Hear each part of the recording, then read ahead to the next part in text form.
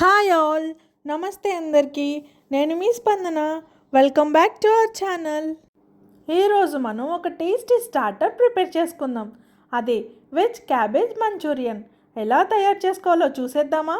దీనికోసం ముందుగా ఒక బౌల్ తీసుకుని దాంట్లో 2 కప్పుల క్యాబేజ్ని సన్నగా తరిగి తీసుకోండి. నెక్స్ట్ దీంట్లోకి అరకప్పు దాకా తరిగిన క్యారెట్ తీసుకోండి. ఇప్పుడు 1 టేబుల్ స్పూన్ అల్లం వెల్లుల్లి పేస్ట్, 1 టేబుల్ స్పూన్ మిరియాల పొడి, టేస్ట్కి సరిపోయే ఉప్పు, అలాగే 1 టేబుల్ స్పూన్ కారం వేసుకుని బాగా మిక్స్ చేయండి. కనీసం 2 to 3 మినిట్స్ బాగా నలుపుతూ మిక్స్ చేయండి. మనం తీసుకున్న క్వాంటిటీస్కి 3 table spoon maida and 3 table spoon cornflour add చేసుకోండి. ఇలా బాగా మిక్స్ చేశాక మీకు వాటర్ కంటెంట్ ఎక్కువ ఉంటే 1 table spoon maida and 1 table spoon cornflour extra add చేసుకోవచ్చు. ఇప్పుడు ఇలా మిక్స్ చేసుకున్న దాన్ని కొంచెం కొంచెం తీసుకుంటూ బాల్స్లో చేసుకుని పక్కన పెట్టుకోండి. నేనైతే మీడియం సైజ్ బాల్స్లో చేసుకున్నా. అది మీకు ఏ సైజ్ కావాలంటే అలా చేసుకోవచ్చు.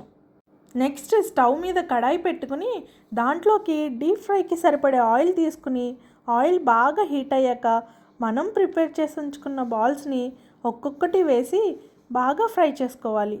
1 సైడ్ బాగా రోస్ట్ అయ్యాక వాటిని టర్న్ చేయండి.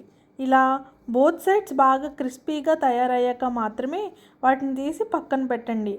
కావాలంటే ఈ బాల్స్ని మనం మార్నింగ్ టైం కూడా చేసి పెట్టి పక్కన ఉంచుకోవచ్చు.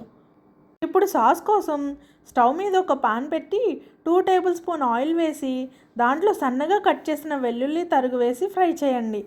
ఇది కొంచెం ఫ్రై అయినాక ఇప్పుడు కట్ చేసి ఉంచుకున్న మిర్చిని యాడ్ చేసుకోండి. అలాగే ఆనియన్స్, క్యాప్సికమ్ కూడా వేసుకోండి. 2 మినిట్స్ బాగా టోస్ట్ చేయండి. నెక్స్ట్ ఇందులో మనం సాసెస్ వేసుకుందాం. Green chilli sauce, soya sauce, red chilli sauce, tomato sauce వేసి బాగా మిక్స్ చేయండి. ఇలా 2 మినిట్స్ మిక్స్ చేసిన తర్వాత 1 టేబుల్ స్పూన్ వెనిగర్ని యాడ్ చేయండి. అలాగే రుచికి సరిపడే ఉప్పు, 1 టేబుల్ స్పూన్ మిరియాల పొడి కూడా యాడ్ చేయండి.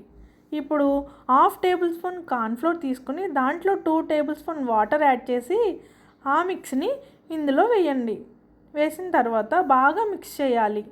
నాకు ఈ క్వాంటిటీ సరిపోతుంది కాబట్టి నేను ఇంతే తీసుకున్నా. ఇన్ కేస్ మీకు గ్రేవీ ఎక్కువ కావాలంటే ఎక్కువ వాటర్ యాడ్ చేసుకోవచ్చు.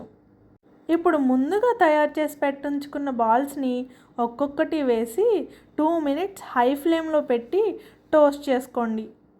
నేనైతే లాస్ట్లో కొత్తిమీరతో సర్వ్ చేసుకున్నా. ఇన్ కేస్ మీ దగ్గర స్ప్రింగ్ ఆనియన్స్ ఉంటే అవి కూడా వేసుకోవచ్చు. ఇదేనండి మన వెజ్ మంచూరియన్.